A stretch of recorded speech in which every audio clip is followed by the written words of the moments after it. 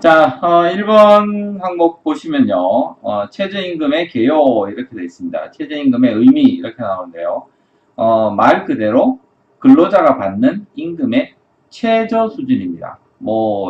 정말 미니멈이죠. 영어로 따지면. 더 아래는 내려갈 수 없는, 그러니까, 사람이, 근로를 해가지고 받을 수 있는 최저의 임금을 바로 최저임금이라 한다라고 이제, 이해하시면 되고요.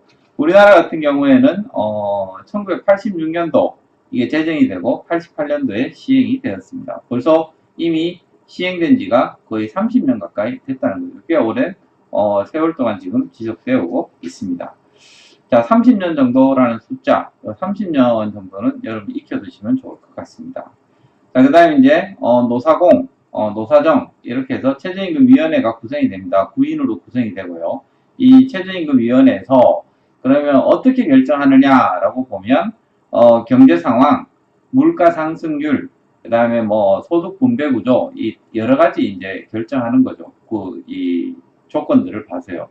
흡사 이제 한국은행의 금융통화위원회에서 우리나라의 이제 기준금리를 결정할 때 여러 거시경제 변수들을 가지고 기준금리를 결정하는 거와 동일한 구조입니다. 그래서 최저임금위원회에서요, 이 우리나라의 이제 이 소득, 이 거시경제 상황들하고 그 다음에 소득 분배 구조 이런 것들 전체적인 틀에서 결정한다 이렇게 이해하시면 될 것 같습니다. 자, 그 다음에 이제 이 경제적 논리보다는 노동의 이제 인격적 성격을 우선 고려하는 거죠. 경제적 논리로는 최저임금은 경제 논리에 반합니다. 예를 들어서 이 수요와 공급 법칙을 무시하는 거죠. 그 밑에 그래프 한번 볼까요? 그래프 보시면요. 이 노동 수요 곡선, 노동 공급 곡선이 있습니다. 결국 뭐냐 하면 수요 곡선과 공급 곡선이 만나는 곳에서 우리는 보통 이제 균형 임금을 찾게 되는데요.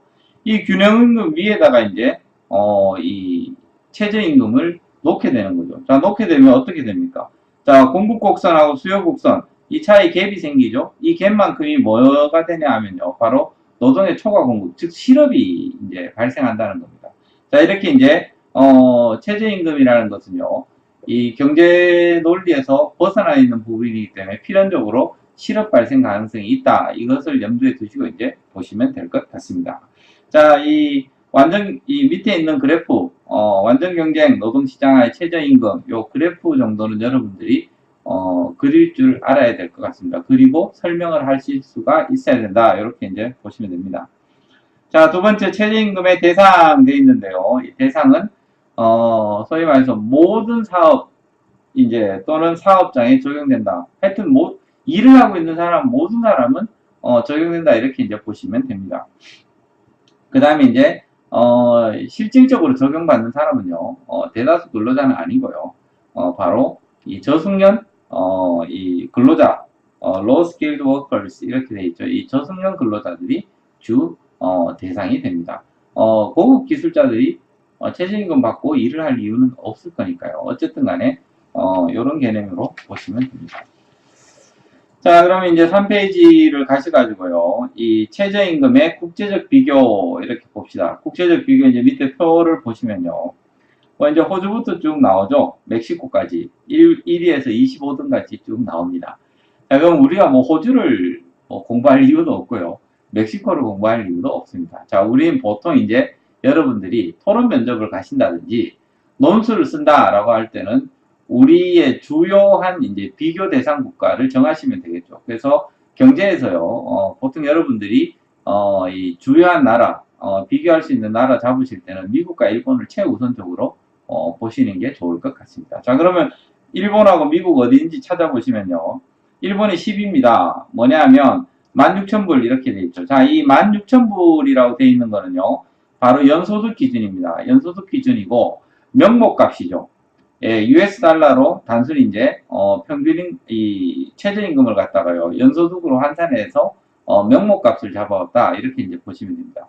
자, 그러면 일본 같은 경우에 12 16,000불 연간 정도 되고요. 그 다음에 미국 같은 경우가 일본보다 조금 적습니다. 11이 15,000불 정도 됩니다. 자, 우리나라 같은 경우에는 12,000불 정도 이렇게 되죠. 결국 우리가 아주 낮은 것도 아니고요. 그렇다고 해서 아주 높은 것도 아닌, 딱 보면 미국, 일본, 보다는 조금 낮은 수준에서 그래도 OECD, 좀 중간값보다는 좀 아래쪽에 있는 것 아니냐, 이렇게 되어 있습니다. 자, 왜냐하면 뒤에 있는 나라들 이제 보시면요. 자, 대부분 이제, 이 GDP, 1인당 GDP가 좀 낮은 나라죠. 어떻게 보면 개발도상국들이 거의 포진이 돼 있고요. 자, 이거 보시면 결국, 요즘 이제 한참, 문재인 정부에서 하고 있는 이 제이노믹스 핵심 중에 핵심인 바로 소득주도, 성장 이론의 어떤 근거가 된다, 이렇게 보시면 됩니다. 왜냐하면, 이 결국 뭐냐면, 최저임금 이런 부분들이 너무 낮기 때문에 소득의 양극화가 벌어져가지고 결국 이 경제성장 자체도 저해되는 거 아니냐, 이렇게 해서 일례로 보시면 우리 밑에 있는 나라들 이 전부 다 일단 조금 GDP 경제성장 자체가 좀 이 GDP 자체가 낮은 나라, 이렇게 이제 보시면 됩니다. 자, 그러면 이제 구체적으로 한번 들어가 보도록 하겠습니다. 구체적 들어가 보시면요, 평균임금 대비 최저임금 이렇게 되어 있습니다. 자, 일단 여러분들이 이런 국제적인 비교값들을 보시려면요, 기본적인 개념을 좀 알고 가셔야 되는데, 이 평균이라는 개념은 에버리지입니다. 영어로 하면 에버리지. 그 다음에 어떤 자료들 보시면요, 이 중위값, 중앙값, 메디안 값이 나올 때가 있습니다. 그래서 어떤 대부분 평균을 쓰는 경우들도 있고요, 미디안을 쓰는 경우들도 있습니다. 근데 미디안 값을 훨씬 좀 많이 국제적으로는 통용이 됩니다. 왜냐하면 이 평균이 왜곡시킬 수가 있거든요. 예를 들어서 소득을 가지고 있는데 99명이 소득이 제로고 한 사람이 소득이 뭐 거의 1억이다, 이렇게 하면 이 평균으로 봐서는 뭐 크게 나쁘지 않게 나오는데 실제로 미디안 값을 따지면 제로가 되겠죠. 이렇게 일단 여러분들 에버리지라는 값하고 미디안 값이 있다. 그리고 국제적으로 둘 다 많이 통용되지만 미디안 값을 많이 쓴다. 근데 여기 나오는 자료는 일단 에버리지 값으로 잡아온 겁니다.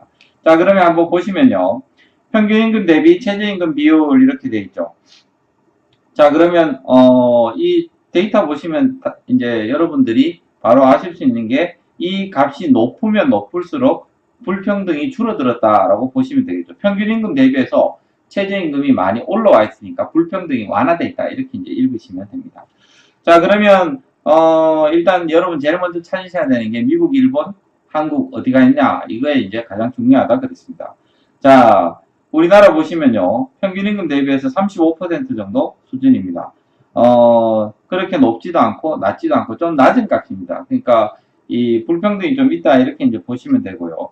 일본 같은 경우에도 33% 불평등이 좀 있는 나라라고 보시면 됩니다.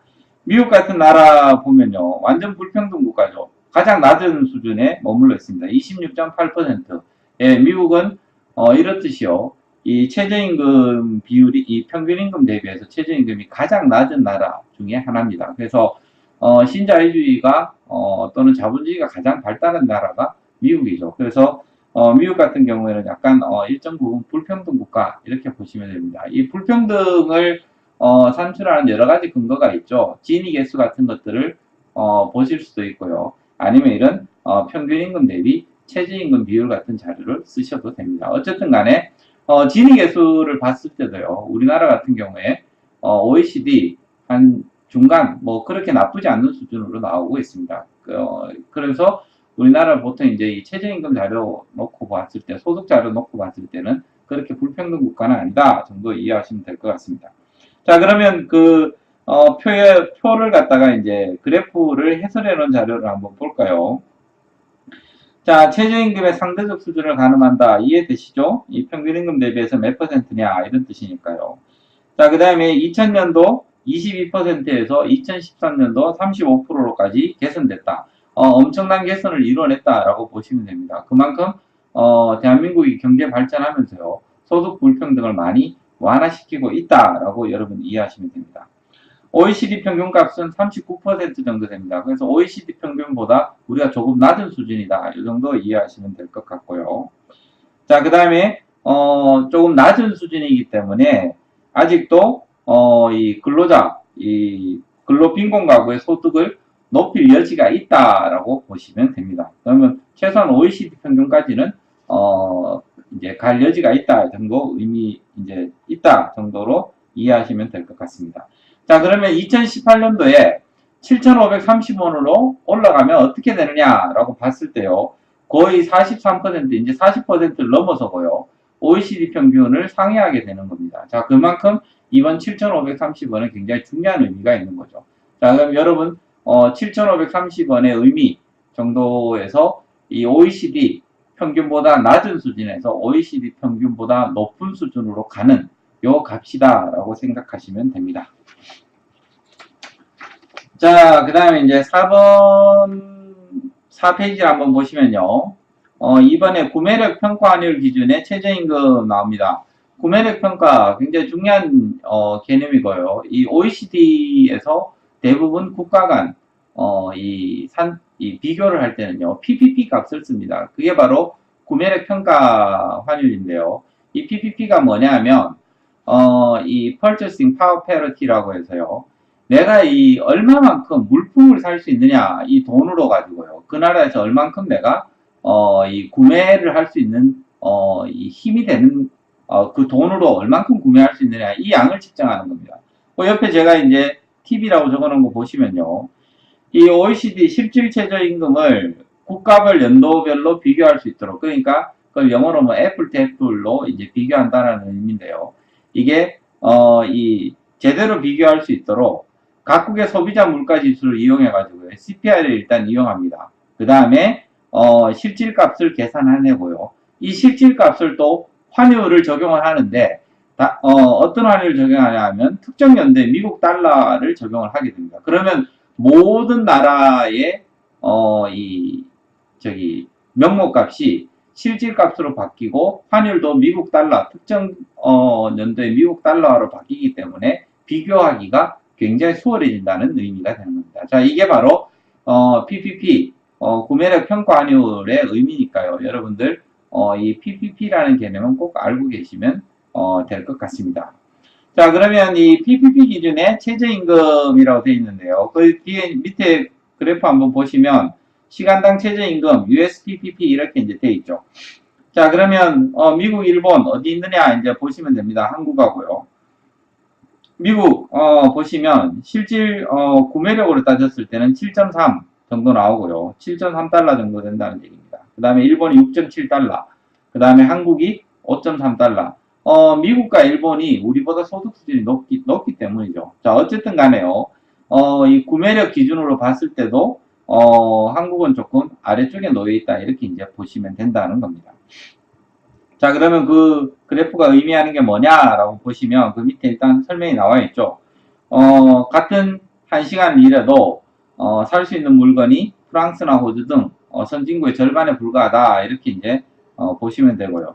여러분들이 이 PPP를 이해하실 때 저 머릿속으로 잘 안 된다라고 생각하시면 빅맥 지수 생각하시면 됩니다. 그래서 내가 1시간 일해서 빅맥 몇 개 살 수 있느냐 이런 아예 빅맥 그 나라 일단 빅맥을 기준으로 해서 내가 얼마를 살 수 있느냐 이게 이제 빅맥 지수인데요.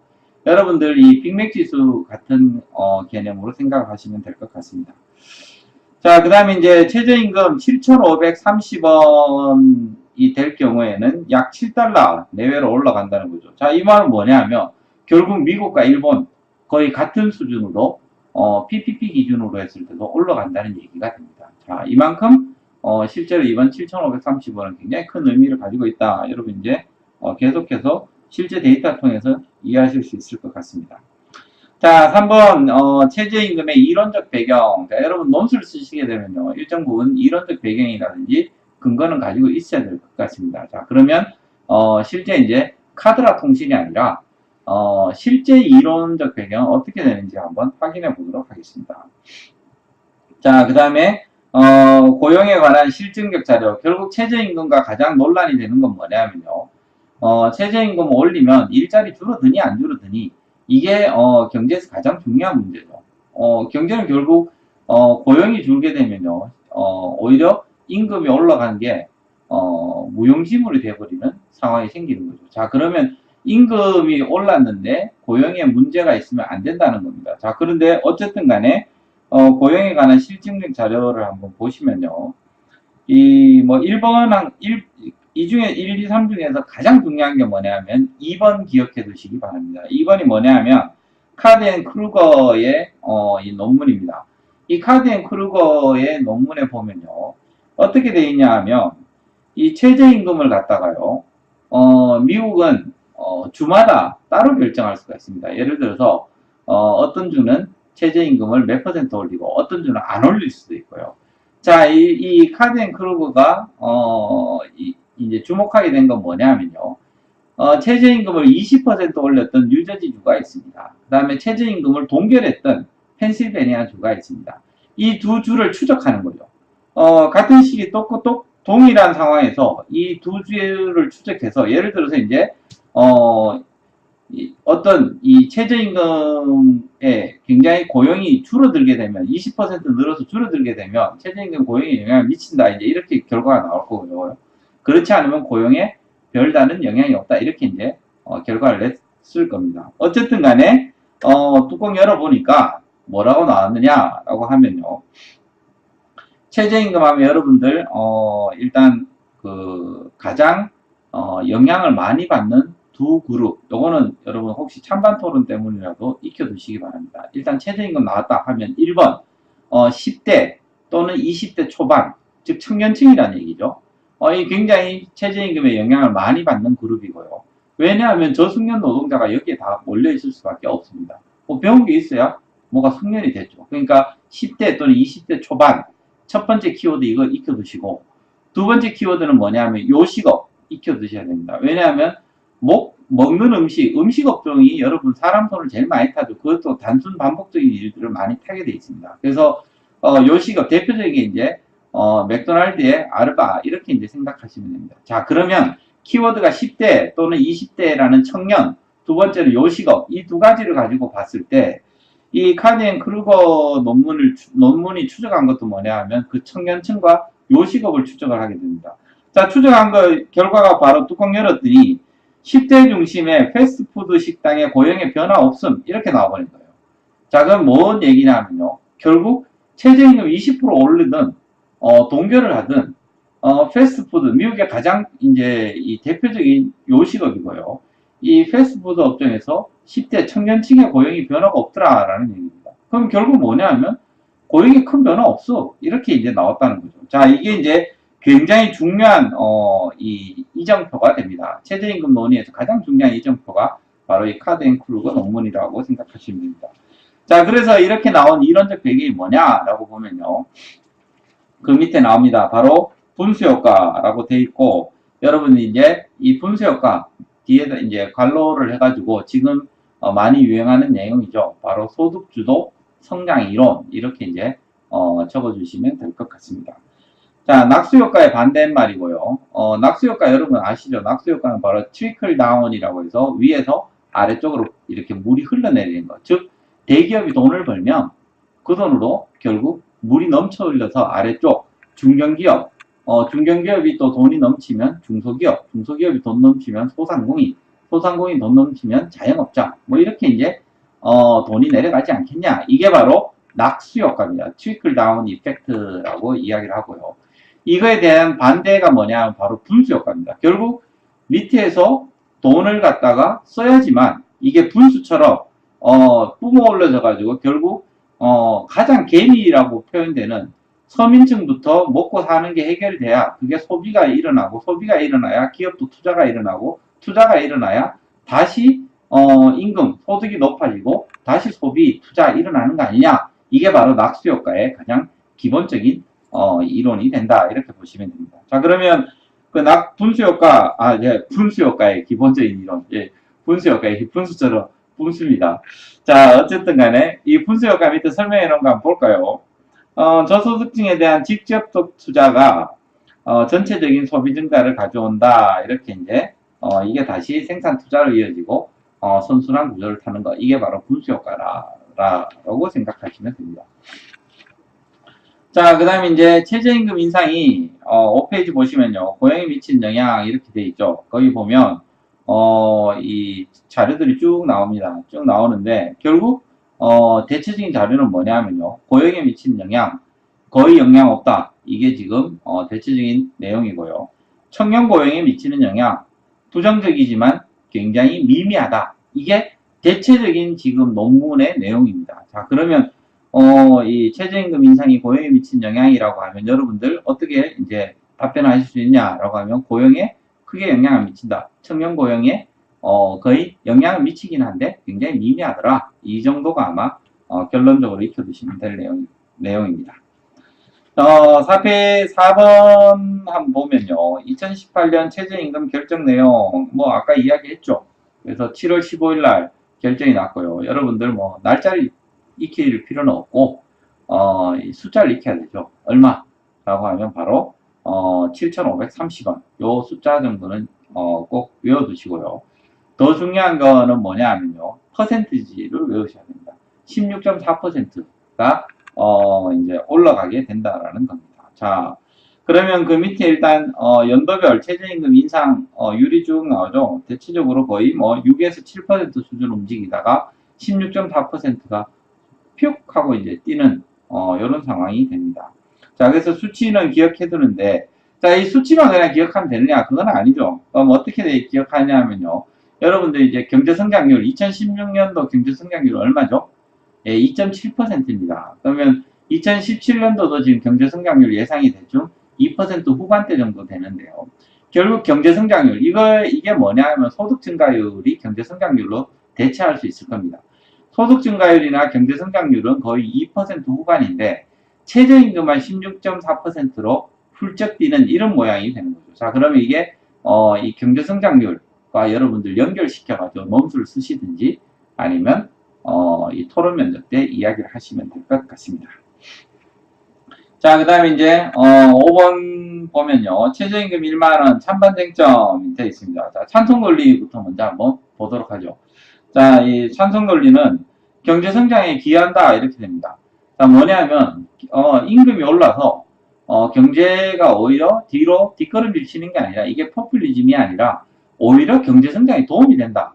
이게 그냥 내가 밑에 그 뭐 인도주의적 차원에서 사람들 돈 지어주겠다는 게 아니라 돈을 지어주면 오히려 경제 성장에 도움이 된다니까 이게 이제 첫 번째 논리가 되는 겁니다. 자, 그러면 이 연결 키워드를 뭘로 잡으시냐라고 하면요, 바로 그 밑에 나옵니다. 한계 소비 성향.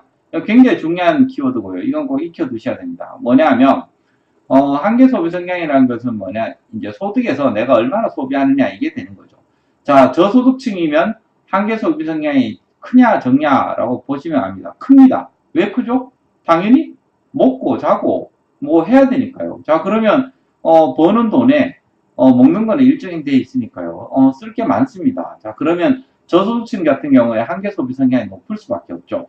자, 그러면 이렇게 이제 최저임금이 올라가면 한계 소비 성향 이제 높은 이 저소득층 중심으로 소득이 높아지고요. 소득이 높아지고, 자, 그 다음 한계 소비 성향 통해 가지고 소비가 많이 일어나게 되고, 자, 이렇게 돼서 결국 아까 이야기했던 투자, 다시 소비, 이런 선순환 구조를 통해서 경제 성장이 이루어진다. 이게 바로 소득주도 성장 이론에 대한 가장 기본적인 내용이 되는 겁니다. 자, 그 다음에 이제 찬성 논리 두 번째 6페이지에 있습니다. 6페이지에 있는데 한번 보시면요. 양극화 해소입니다. 양극화 해소, 임금 불평등 완화에 기여한다. 자, 뭐라고 보시냐면요. 그 밑에 굉장히 중요한 키워드가 나오죠. 노동시장의 이중구조화를 개선한다. 자, 여러분 노동시장의 이중구조화가 뭐죠? 이 정도는 여러분 꼭 익혀두셔야 됩니다. 왜냐하면 한국은행 이 총재의 이 신년사에도 나오는 키워드입니다. 노동시장의 이중구조화는 뭐냐면요. 어떻게 이해하시면 되냐 하면 대기업, 그 다음에 노조가입, 정규직 이 세 가지 조건을 놓고 보는 겁니다. 그러면 대기업 직원이면서 노동조합에도 가입돼 있고 정규직인 직원은 몇 %냐? 전체 7%밖에 안 된다는 얘기입니다. 자, 그러면 이 중에 하나도 해당이 안 되는 사람, 대기업 직원도 아니고 즉 중소기업에 다니면서 노조에 가입도 안 돼 있고, 그 다음에 비정규직인 사람은 몇 명이냐, 몇 %냐라고 하면 바로 25%라는 거죠. 자, 그러면 이 어마어마하게 이 보호받고 있는 사람들은 7%, 하나도 보호를 못 받는 사람 24%, 25%. 자, 이 두 개 중에 갭이 굉장히 크다. 이렇게 돼서 이걸 갖다가 한국은행 총재는 바로 노동시장의 이중구조화라는 표현을 씁니다. 어쨌든 간에 이 노동시장 이중구조화를 많이 완화할 수 있는, 개선할 수 있는 여지가 되겠죠. 왜냐하면 최저임금이 올라가면 결국 이렇게 이제 최저임금 주면서 알바 써도 결국 최저임금 계속 나가다 보면 한 달에 150 얼마 나가야 되는데, 이럴 거면 그냥 아예 정규직으로 쓰자. 뭐 오히려 이게 나도 속 편하겠다라고 해가지고 개선이 된다는 얘기가 됩니다. 자, 두 번째는 임금 압축 효과. 임금 압축 효과 굉장히 중요한 이 키워드인데요. 이 스퀴징이라 그럽니다. 이 오렌지 같은 게 쥐어 짜듯이 스퀴징 하는 거죠. 임금 압축 효과는 뭐냐면요. 이 고소득층 임금하고 저소득층 임금을 오렌지 즙 이제 압축기에 쥐어 짜듯이요. 이렇게 쭉 쥐어 짠다는 겁니다. 즉 양극화를 해소한다는 거죠. 인위적으로. 자, 이 뭐 극단적인 상황은 언제였었냐면 이게 바로 대공황 시절, 미국 대공황 시절에 나왔습니다. 대공황 시절에 고소득층한테서 어마어마한 세금을 뜯고요. 거의 이 소득세율이 80%, 최고 소득세율이 거의 80%에 달할 정도로 돈 왕창 뜯습니다. 번 돈에 대해서. 그걸 갖다가 이제 저소득층에게 소위 말해서 이제 일자리 마련해주고 일하기 곡괭이 들기만 하면 돈을 쥐어주는 이런 방식으로 가가지고 소득을 쭉 이제 줄여놓은 거죠. 이게 바로 압축 효과가 되는 겁니다. 이걸 임금 압축 효과 여러분들 키워드로 익혀두시면 될 것 같고요. 자, 그럼 그 뒤에 나온 내용이 그거죠. 최저임금 인상이 직접적으로는 저임금 근로자 임금을 상승시키고 간접적으로 고임금 근로자 하락시키는 이런 게 이제 임금 압축 효과가 있다라고 보시면 됩니다.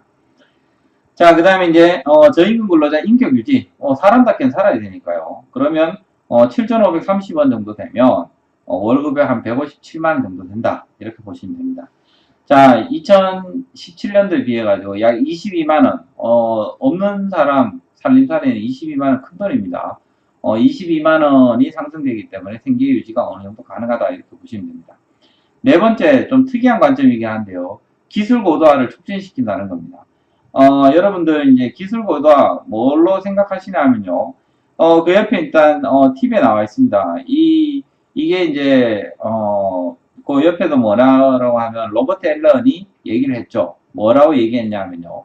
영국에서 산업혁명이 가장 먼저 발생한 이유가 뭐냐라고 했을 때 그게 바로 다른 나라에 비해서 상대적으로 고임금 받고 있더라라는 겁니다.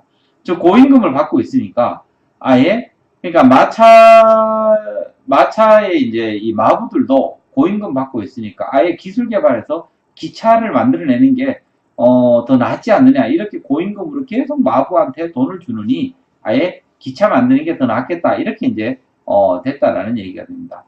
상당히 일리 있는 부분이고요. 이 기술 고도화는 이 최저임금이 올라가면 올라갈수록 기술 고도화는 빠르게 촉진될 수밖에 없습니다. 이게 자연스럽게 산업 내에서 이제 구조조정이 일어난다는 얘기가 되겠죠. 자, 5번에 보시면요. 정부의 재정 부담이 경감됩니다. 즉 뭐냐면 최저임금은 결국 사용자가 주는 거죠. 그러면 정부가 돈 내는 게 아니고요. 사용자가 주는 거니까 민간이 이제 그것도 기업이 떠안게 된다는 얘기가 되는 겁니다. 자, 그 다음에 이제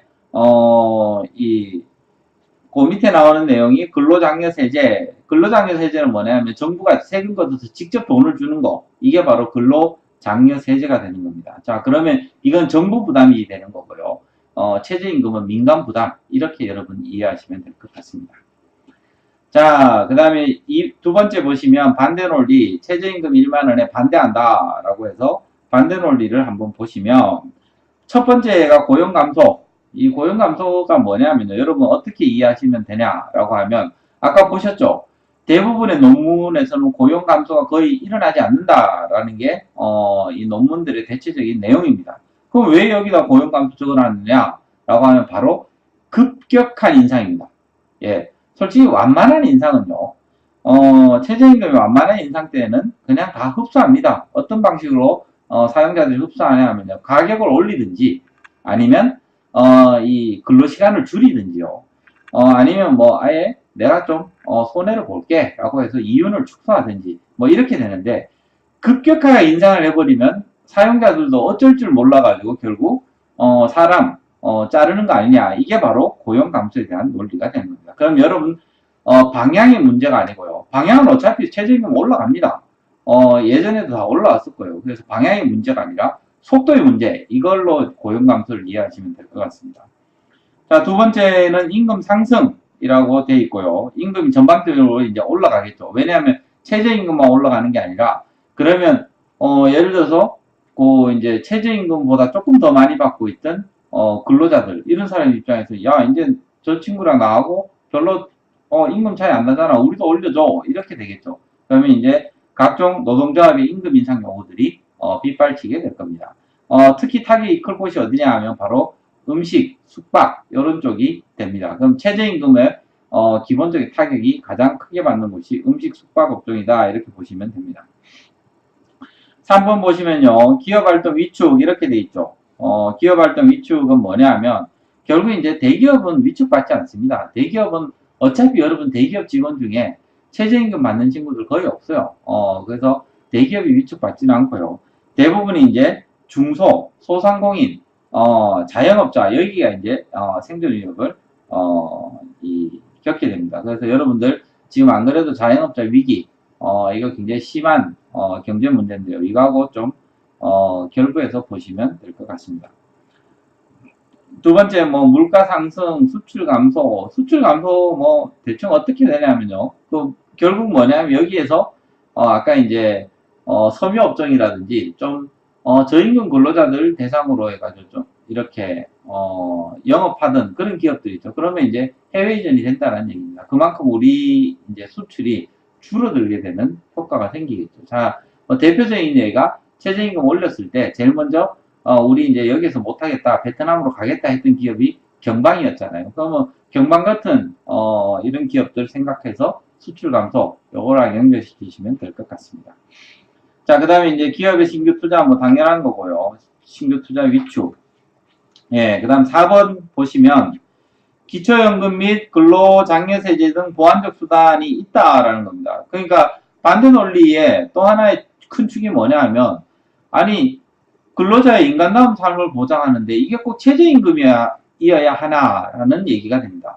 그렇게 이제 강제적으로 임금 올릴 게 아니라 오히려 이 보완책으로 이 기초연금이라든지 근로장려세제 소위 말해서 일하면 얼마 돈 더 줄게 뭐 이런 식으로 가면 되지 않겠니라는 게 바로 이 보완책에 해당이 되는 겁니다. 그러면 여러분들 이 최저임금과 관련돼서요 근로장려세제 같은 것들 한번 생각해 보시면 이 반대 논리 측도 이해가 됩니다. 근로장려세제 같은 걸 주면 오히려 그냥 이 소위 말해서 민간에 부담을 주지 않고 일자리 감소도 없으면서 이 저소득 근로자들의 인간다운 삶 보장하는 거 그 목적 다 이뤄낼 수 있지 않느냐 이게 바로 반대 논리 측의 가장 큰 틀이고요.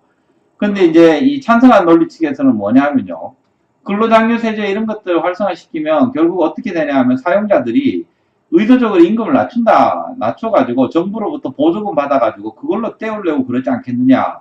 오히려 모럴 해저드 같은 게 일어날 수 있다라고 이야기를 하고 있습니다. 뭐 어느 말이 맞는지는 여러분들이 뭐 솔직히 정답 없어요. 정답 있으면 이렇게 논쟁이 일어나지도 않을 겁니다. 결국은 뭐냐 하면 선택의 문제인데 일단 이 문재인 정부는 이 근로장려세제 확대하는 쪽보다는 일단 최저임금 올리는 쪽으로 갔습니다. 소득주도 성장 이론을 기반으로 하고 있다.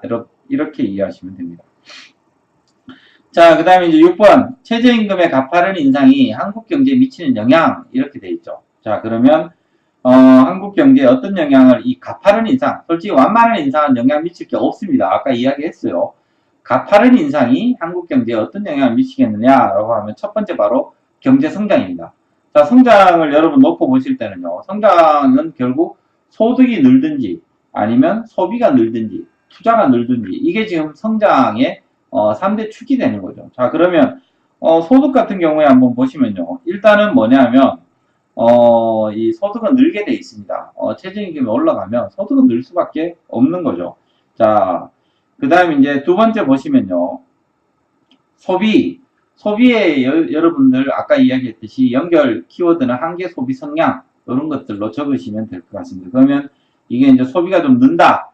뭐 이렇게 이제 여러분들이 만약에 이 소득주도 성장 이런 쪽 지금 친정부 쪽에 이 논수를 적으실 거면 그렇게 이제 소비가 는다라고 적어주시면 될 것 같습니다. 그 다음에 투자 같은 경우에는요, 예를 들어서 기존에 우리나라에서 좀 투자가 많이 일어났던 곳이 건설 쪽이 되겠죠. 그래서 건설이라든지 고정 투자 이쪽에서 많이 일어났는데 이런 부분이 바로 소비재 중심의 투자로 늘어난다. 이게 이제 건설 투자에서 투자의 중심축이 좀 옮겨가는 계기가 될 수 있다. 이렇게 이제 이해하시면 될 것 같습니다. 여러분들이 어느 쪽 이 포지션을 잡더라도 상관이 없어요. 예를 들어서 뭐 분수효과 쪽에 잡든지 낙수효과 쪽에 잡든지 논술 쓸 때는 논리적으로 논리 정연하게 전개만 해나가면 됩니다. 뭐 꼭 신자유주의 쪽에 글을 적으실 필요도 없고요. 친정부 쪽으로 글을 적으실 필요도 없습니다. 그래서 어떤 하나의 이 딱 포인트를 잡으셔가지고 거기에 맞춰가지고 이야기를 해 나가시면 된다라는 얘기가 됩니다. 자, 그 다음 이제 산업 한번 보시면요. 페이지 7페이지입니다. 산업 보시면 이 산업 구조조정이 이제 촉진이 되겠죠. 여러분들 일단 산업 구조조정 촉진은 바로 장기적인 관점이라고 보시면 됩니다. 자, 단기적으로는 뭐냐면요. 어쩌면 2번에 해당되는 게 단기적이죠. 단기적으로는 지금 중소기업이라든지 자영업 같은 경우에 위기가 올 수 있다. 이렇게 이제 보시면 되고요. 오히려 장기적으로는 뭐냐면 지금 우리나라 경제의 가장 고질병 중에 하나가 뭐냐면 자영업 비대 현상이죠. 너무 이 소상공인 이렇게 중심으로 돼 있고요. 자영업자들 비율이 너무 많습니다. 어쨌든 이 자영업 비대 현상을 갖다가 좀 줄여주는 거. 그래서 이 어떤 산업구조조정 같은 것들이 촉진되면서요. 이 자영업 중심이 아니라 이제 법인 중심이라든지 또 이런 방식으로 좀 산업화되는 방식으로 이제 가는 게 맞지 않겠냐가 이 장기적인 관점입니다. 그럼 여러분들 1번을 장기, 2번을 단기 이렇게 이제 적어주시면 되겠죠. 자, 3번 보시면 고용이 그럼 어떤 영향 생기느냐라고 하면 고용도 단기적으로는 일단 어느 정도 충격이 있다 이렇게 적어주시는 게 가장 좋겠죠. 자, 그럼 단기적으로는 급격한 인상이니까 단기적으로는 고용 축소. 근데 장기적으로는 뭐냐 하면요, 바로 이 소득주도 성장 이론에 맞춰가지고 추가 고용 효과가 생겨가지고 장기적으로는 이 선순환 고리를 탈 것이다 이렇게 이제 제가 적을 때는 이렇게 적을 거라는 얘기입니다. 여러분들도 어떤 포지션 취할지는 여러분이 선택하시면 되는 거죠. 그래서 장단기 전부 다 고용 축소 이루어진다. 그러면 장기에도 예를 들어서 어떻게 적어질 수 있냐 하면요. 한계 기업이나 이런 것들이 더 많이 빠르게 이제 이 한계 이 소상공인 뿐만 아니라 중소기업들이 어려움 겪게 되고 그러면 해외로 이전하게 되고 경방 같은 거 생각하시면 됩니다. 경방 같은 거 생각해서 해외로 이전하게 되고 결국 장기적으로도 고용이 감소한다 이렇게 여러분 적어주셔도 됩니다. 그것도 논리적인 방법이고요. 그 다음에 저처럼 한계 소비 성향 같은 것들이 늘어나서 결국 소비가 늘게 되고 늘게 되면 투자가 늘고 투자가 늘면 다시 고용이 늘고 이렇게 해서 단기적으로는 떨어지지만 장기적으로는 고용이 느는 이런 선순환 구조를 탈 수 있다 이렇게 적어주셔도 된다는 겁니다. 그건 여러분들이 정하시면 되겠죠. 네. 자, 고용과 관련돼서는요, 그 옆에 이제 팁에 있습니다. 고용 축소 효과라고 돼 있는데, 이게, 언론통에서 많이 나왔죠. 예를 들어서 이제, 이정민, 서울대 경제학부 교수가 이제 했던 얘기입니다. 어떻게, 나왔냐 하면요. 최저임금이 10% 오르면 고용이 1.4% 감소하더라. 이렇게 되는 겁니다. 그러면 16.4% 올랐으니까요. 지금 1.4%보다 훨씬 더 감소한다는 얘기가 되겠죠. 자, 그러면 대체 누가 감소하느냐라고 했을 때, 이제 그 교수님 얘기가 뭐냐 하면, 여성과 고졸 이하, 청년층과 이제 노년층, 그리고 이렇게 중소기업, 즉, 예를 들면요, 취약계층이 되겠죠. 이걸 뭉뚱그려서 여러분들 취약계층이라는 표현으로 쓰시면 될 것 같습니다. 자, 이 최저임금이 10% 이상 오르면 취약계층에서 이 고용이 1.4% 감소하더라. 그러면 거의 16.4% 올렸으면 거의 2% 가까이 감소하는 이런 게 지금 나와 있는 이 자료라는 얘기입니다. 이게 언론 타고 지금 많이 나오고 있죠. 어쨌든 간에 여러분 이거 언급하면서 논술 쓰셔도 상관은 없습니다. 자, 물가 보시면요. 당연히 이제 물가는 오를 수밖에 없죠. 왜냐하면 음식점 입장에서도 비용 상승의 요인이 됩니다. 뭐 배달부 돈 더 올려줘야 되죠. 그 다음에 주방에 이 홀에서 서빙하는 친구들 돈 더 올려줘야 되죠. 그러다 보니까 물가는 올라갈 수밖에 없는 상황이다. 이렇게 보시면 되죠. 자, 7번 보시면요. 정부의 대응 방안 이렇게 되어 있습니다. 그러면 정부의 대응 방안은 딴 거 없습니다. 뭐냐면 부정적 영향은 최소화하고요. 그 다음에 긍정적 영향은 최대화하는 거죠. 자, 이 최저임금의 인상이라는 것은 부정적 영향도 있고 긍정적 영향도 있습니다. 무슨 정책이라는 게 다 나쁜 것도 아니고 다 좋은 것도 없죠. 그러면 결국 여러분 논술 마지막에 쓰실 부분은 뭐냐면 이 부정적 영향은 최소화하고 긍정적 영향은 최대화해야 된다. 이런 식으로 일단 접어 들어가면 잡고 들어가면 될 것 같습니다. 자, 그럼 단기적 과제 한번 보면요. 정부가 지금 추진하고 있는 단기적 과제죠. 1번이 지금 재정 지원, 2번이 지금 영세 자영업자 보호 이렇게 되어 있습니다. 자, 재정 지원 보시면요.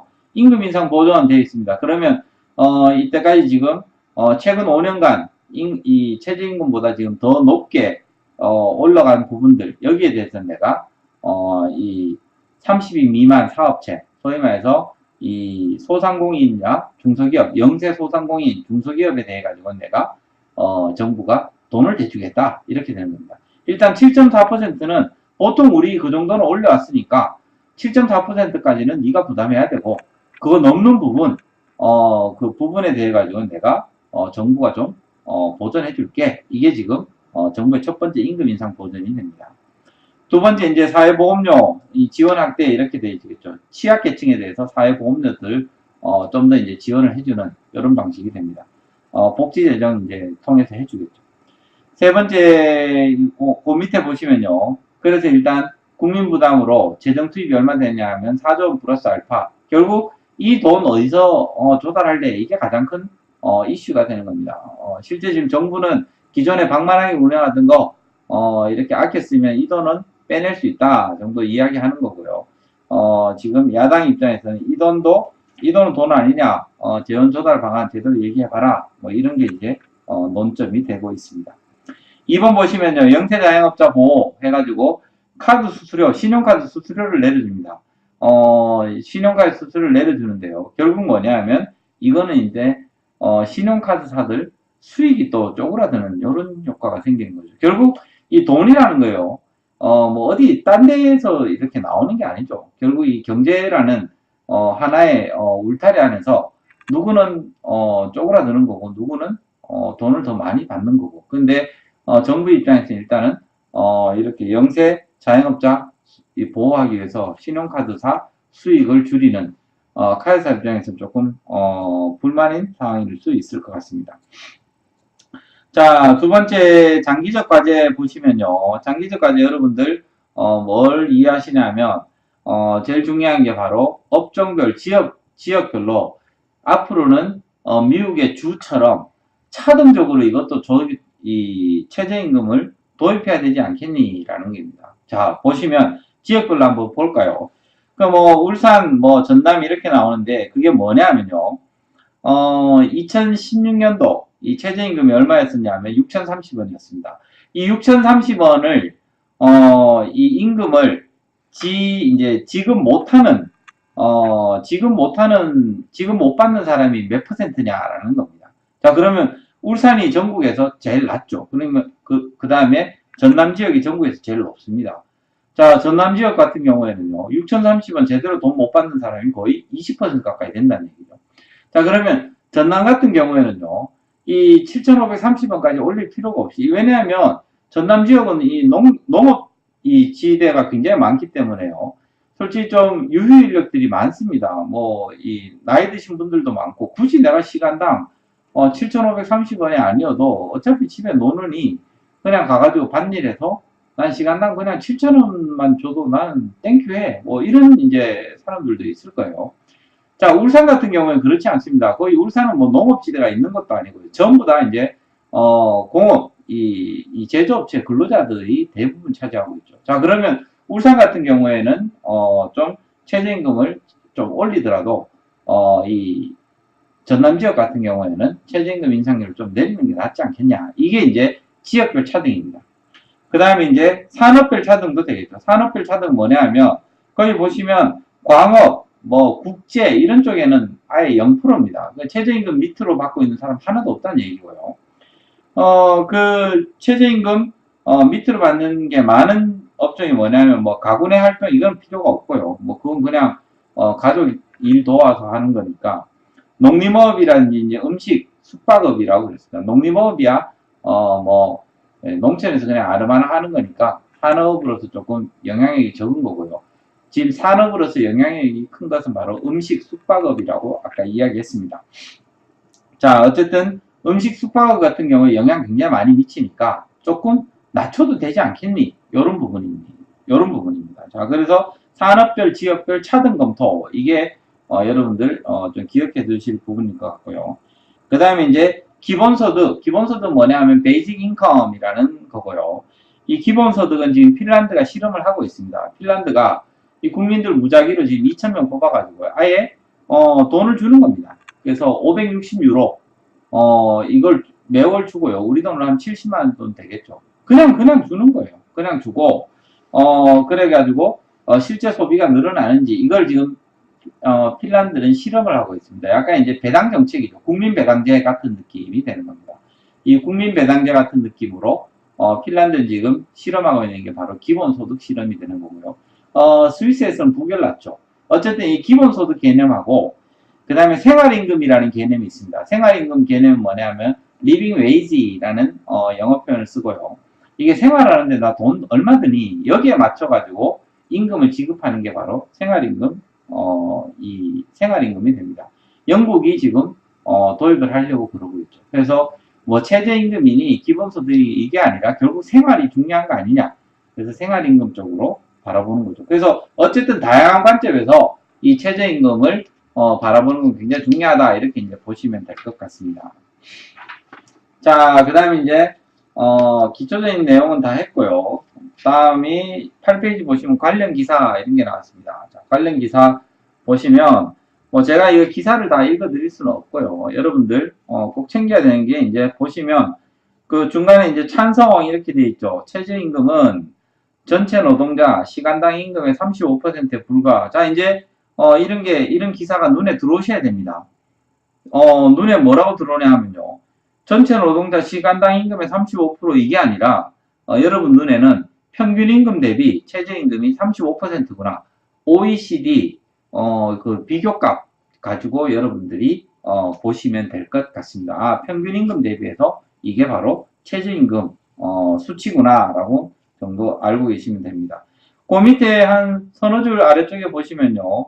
실제 시급 5,580원인 최저임금은 미혼 단신 노동자 생계에 비해 70% 수준에 머물고 있다. 이런 내용을 보시면요. 앞으로는 아 이게 바로 생활임금을 이야기하고 있구나. 즉 최저임금을 받아서 생계 꾸리는 거에 70%도 안 되는구나. 이게 생활임금 개념하고 연결되는구나 라고 여러분 생각하시면 된다는 겁니다. 자, 이렇게 신문 내용들을 꼼꼼히 챙겨서 앞에 제가 설명했던 내용들 가지고 대응해가면서 적용해가면서 읽어보시면 신문이 훨씬 더 입체적으로 보이실 것 같습니다. 자, 최저임금과 한국경제 오늘 강의를 했는데요.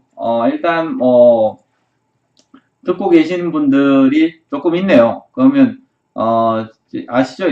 꼭 이 예의는 차려주시는 거. 이 이제 강의가 괜찮았다라고 하시면요, 이 좋아요, 그 다음에 이 구독 이거 정도는 해주시면 좋을 것 같습니다. 그래서 좋아요는 꼭 눌러주시기 바랍니다. 자, 어쨌든 최저임금과 이 한국경제에 대한 강의는 여기에서 마치도록 하고요. 여러분들 혹시 질문 사항이 있으면 질문해 주시기 바랍니다.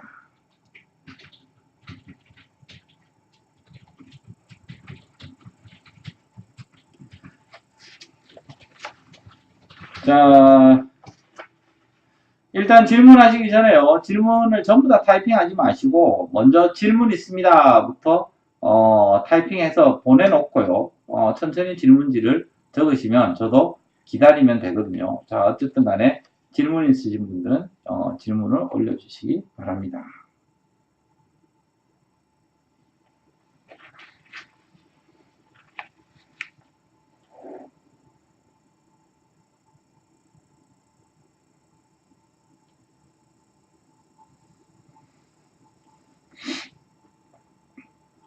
이 최저임금은 아마 올 하반기 토론 면접이나 아니면 논술에 가장 많이 나오는 질문 문제가 될 것 같습니다. 그래서 특히 금융공기업 준비하시는 분들, 그 다음에 은행 준비하시는 분들, 이 내용 정도는 여러분들 꼭꼭 다 챙겨서 익혀두시기 바랍니다. 자, 질문이 없나요? 뭐 아무도 질문은 없는 것 같은데 이거 뭐 예, 다들 질문 뭐 없으면 뭐 강의가 좋았나요? 질문이 없는 거 보니까. 네. 자, 그러면 여러분도 혹시 추가 질문 있으신 분들은요. 제 카페 아시죠? 카페 이 네이버 카페.네이버 .com 해서 슬래시에서 혼잡입니다. HONJOB 이 혼잡에다가 질문 올려주시면 제가 거기에다가 여러분들 이제 전부 다 답변 달아드리도록 하겠습니다. 자, 오늘 여러분들 이제 이 강의 듣는다고 수고하셨습니다. 오늘 강의는 여기에서 마치도록 하겠습니다. 감사합니다.